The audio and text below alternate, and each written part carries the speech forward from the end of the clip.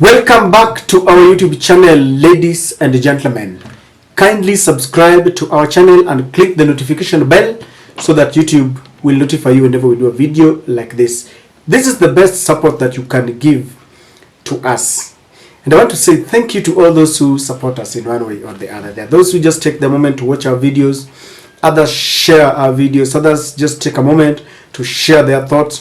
Sometimes they even disagree with my opinion, but that is the nature of our democracy and politics. We don't have to agree all the times. And those who communicate via WhatsApp and call me, and I really want to say thank you. Kindly continue to share our videos, like them. The embattled sports CS Ababu Namwamba today met the wrath of the members of the county assembly. Apparently, the county assemblies had organized for a sport. It is something that usually happens, and all the 47 counties were represented.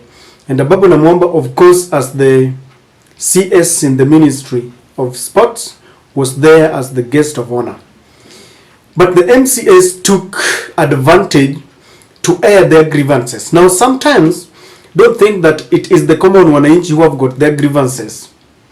And when the common wananchi went to the streets to lament and communicate their displeasure against the government, they were loaded with tear gas canisters. Now today, MCAs bore the brand of being the victims of people who wanted to share their displeasure with the minister. And throughout the speeches, it is recorded that they kept on shouting, haki yetu, haki yetu. You cannot believe it. Hata MCAs, madiwani, wako na haki yao and they want them implemented. They kept on heckling and making a lot of noise. And at some points of interludes, members of parliament could try to calm them down, but they refused. Why do you think they are making noise? It will shock you. They are saying that there are delayed salaries for some months. They have not received their salaries. And that is why they have a bone of contention with the government. Now, each and every person wants salary, because the cost of living is so high that even the members of the county assembly sometimes feel the pinch of it. But if you ask me, the members of county assembly are directing their anger to the wrong person. Let us face the reality. I understand that it is not only the members of the county assembly who are yearning for timely payment of their salaries. It has been reported over and over again that in the past, even the civil servants have received news of delayed salaries and they were really disappointed. Why am I saying that the MCAs were channeling their grievances to the wrong person? We know the main cause of this problem, and let me tell you, it is recorded, and this was the answer to their quest. And the government itself gave this explanation, that the cause of the delayed salary is because of the transition to a new payroll system. I think it is something that is very normal even in certain companies. But now what makes me even feel, aggrieved is that this move was prompted or guided by the International Monetary Fund. I cannot do a complete analysis without mentioning IMF and the World Bank and the United States of America and the United Kingdom, because personally it seems to me that we are living in Kenya, our motherland, but we are being controlled like puppets. It's like these people have sat down with the remote control. They simply switch, wanabonyeza tu tunafanya vile wanataka. Can you imagine that the IMF is compelling? I know guiding is just a soft way of saying it, but they are compelling the government to move. It is a transition period from one payroll system to another. And if this is affecting the MCAs just like it is affecting the civil servants, then I don't think Ababu Namwamba is responsible. Or, since Ababu Namwamba is a member of the cabinet, maybe he represents William Ruto, and that is why they were making this noise. But don't you think they know what is happening? Don't you think members of the county assembly, especially those who are elected by the UDA or on a UDA ticket, don't you think they know what is happening?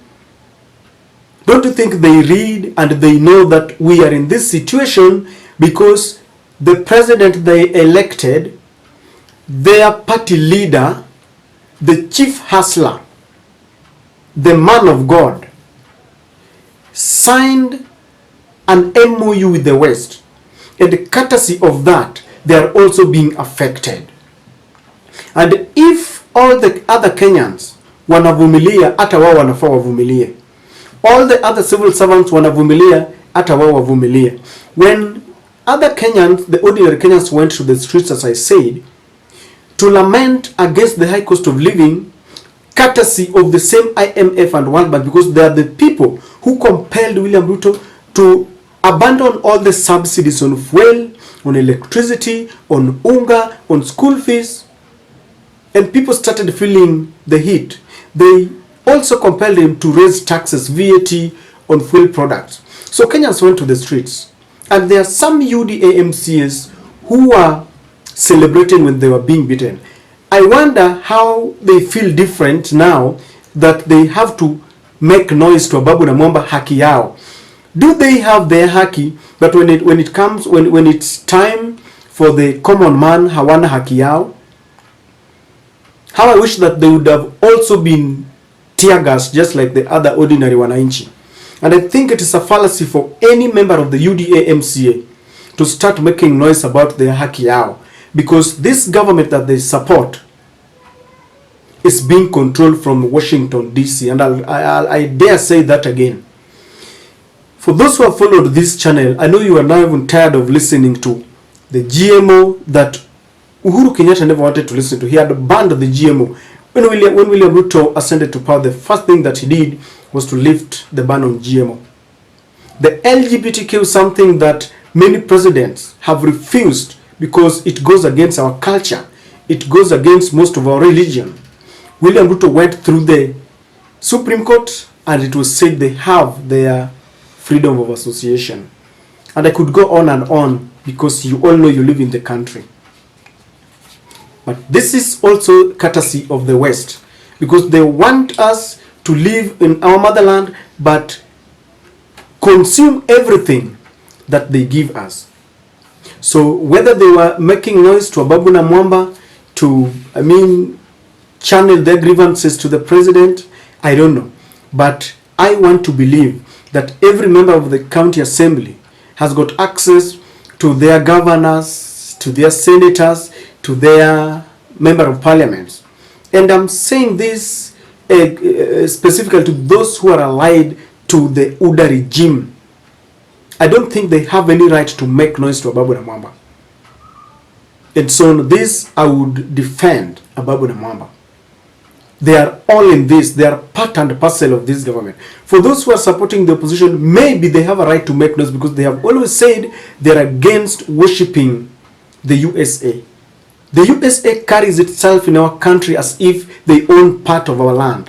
Meg Whitman has got no shame. She can stand before a mass, governors, visitors, and all the dignitaries and tell us that the last election was the freest election and the most credible, knowing very well that others are still healing. Wanadoresha kidonda. And that is why I have a problem with the IMF. Every time you listen to moves and you see the moves that this regime is making, in one way or the other, directly or indirectly, those moves are connected to the dictates of the West. And so William Ruto set Ababu Namwamba on fire, but I would vindicate Ababu Namwamba. He's got no authority. The authority lies squarely with their party leader, William Samoei Ruto. And so let them bear the consequences.